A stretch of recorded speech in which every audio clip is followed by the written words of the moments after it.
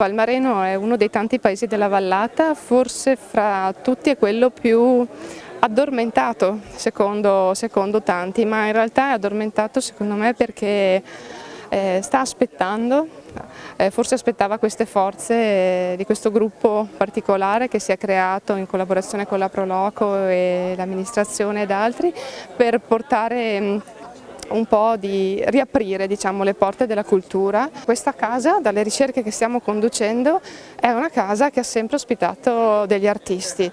Prima probabilmente nel corso dei 600-700 aveva dei legami con delle famiglie di orafi.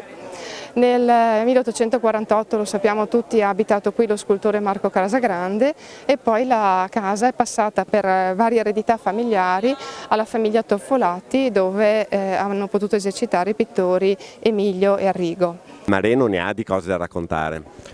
Sì, ne ha perché ha una storia lunga, una storia fatta di tante cose che si raccordano a quello che è stato veramente Valmareno nella sua storia. Questo posto addirittura è un posto particolare perché a me ricorda la mia adolescenza.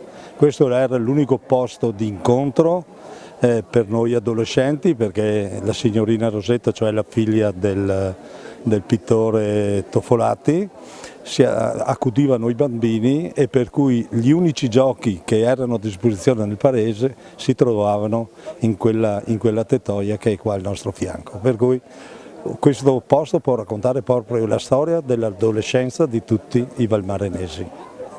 Io ho sempre sognato, che penso che i sogni siano, quando vengono realizzati, diventano delle magie uniche, chiaramente. Allora anche i disegni io non ho mai voluto esporre più di tanto, perché le faccio proprio a fine proprio, no? Per la soddisfazione. Dopo chiaramente quando le esponi aspetti anche il giudizio degli altri. Valmareno per me ha sempre rappresentato appunto il paese dei sogni, dove potevo venire a esprimermi liberamente. Quella della Proloco di Valmareno è una scommessa di portare il turismo anche qui, con iniziative come questa. È una scommessa per il futuro, siamo aperti a tutto questo tipo di iniziative che noi ci crediamo molto, anzi.